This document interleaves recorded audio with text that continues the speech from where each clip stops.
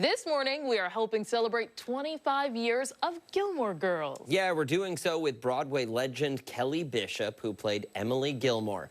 I recently had the pleasure of Zooming with her to talk about the show, a new skincare product tied to the Gilmore Girls, and her memoir, and so much more. Take a look. I want to start with something rather recent. Well, not really recent anymore. 25 years now in the making, Gilmore Girls. I'm wondering if you go back to the first couple of weeks on set of that show, were there any clues to you? Did anything stand out to you that said 25 years later, people would still be watching this as one of their comfort shows? They would come home and they would want to watch an entire season in one sitting? Crazy. It's crazy. No, it didn't occur to us. I don't think we thought about it. I mean, it was a new show. I loved the writing. I loved the characters and the relationships. So I was really happy to do it with, I have to admit that stage actors, especially in those days, not so much anymore, but possibly, we were a little snobbish about television. You know, we were doing art, and then we would go, if we got a pilot or something, we would make some money, and then they held us when you did a pilot. Of course, they owned you for, you know, a couple of months until they'd either picked it up and they usually didn't pick it up, and that was great. You go, you do the pilot, you get a little bundle of money, and then you didn't have to go audition for anything else because you couldn't. And then you could just, you know, you're back doing theater.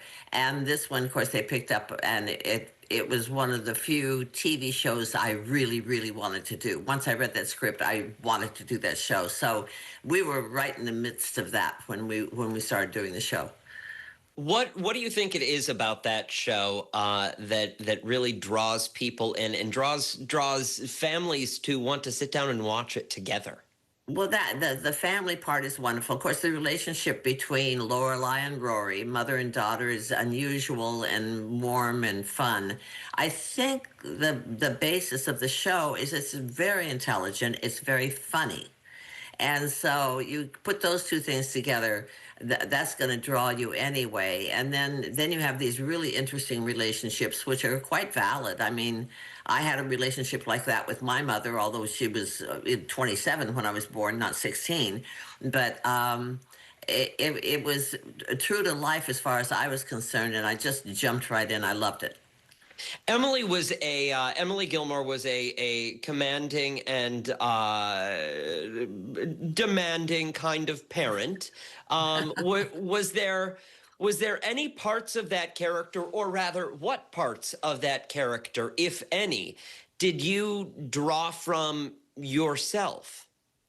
Well, I think that people know, if they've read my book, that my grandmother was very much like that with my mother. So Emily, the way Emily treated Lorelai is very much the way Louise, my grandmother, treated my mother, which always used to bother me because I thought my mother was terrific, and she couldn't seem to please Louise no matter what she did.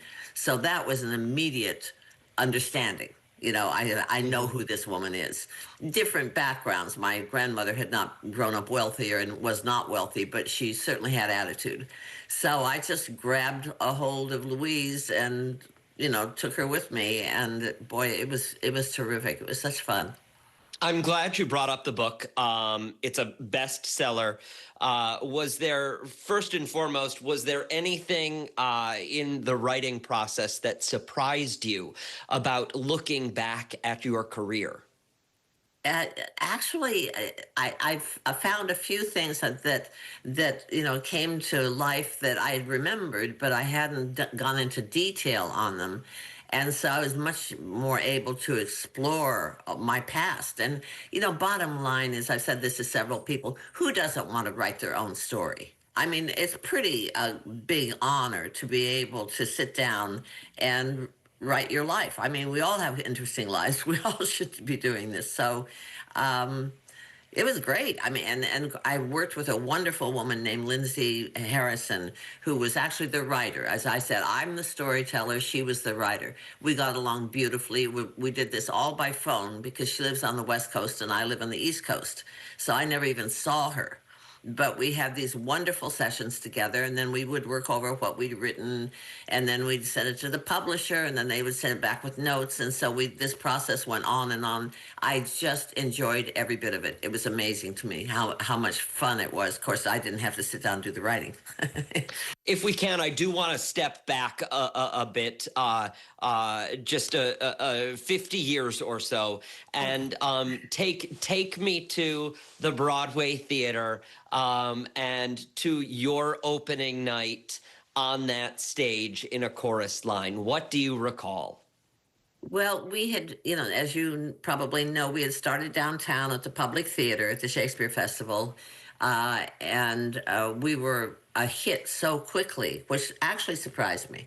I thought it was a really intriguing show, and of course, it was very, very interesting to me because I had been a dancer, and so now it's a show about dancers, where I'm putting my head into a place where I want to be an actor.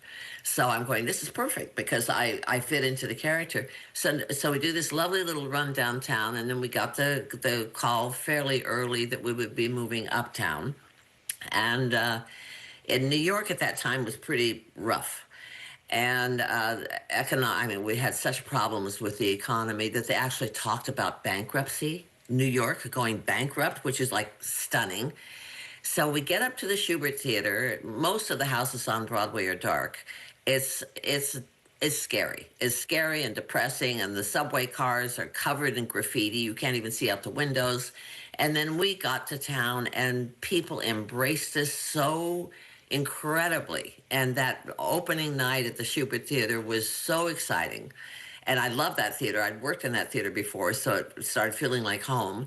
And the limousines were lining up out front, and people were so revved about it. It was just like a gift.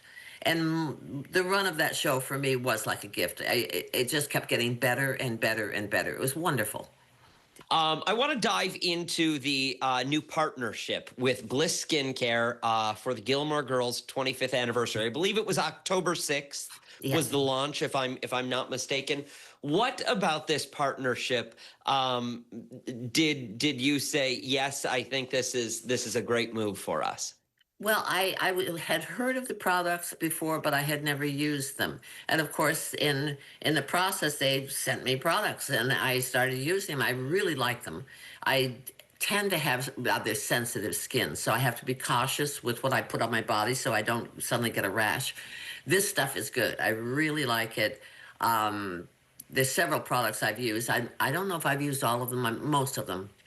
And since they had a nice price, I mean, not only the products, but for me, they paid me nicely, kind of put out what we were going to do. We were going to do the promotional filming that you've seen and meet with a few other people, yourself included, as it turns out. And since I can believe in the product, I can then say yes, I absolutely. So it's been enjoyable, and I think it's good. This has never happened to me before, so I didn't know what was going to happen, but it's been very, very pleasant, and I like the product, and here I am. What is on the horizon? What do you want to do next? And what is there out there that you don't have a date on yet, but you need to get done? I don't know that I have a specific I need to get done, but I'm looking at actually talking with my writer right now. We're talking about maybe doing a book, a fiction.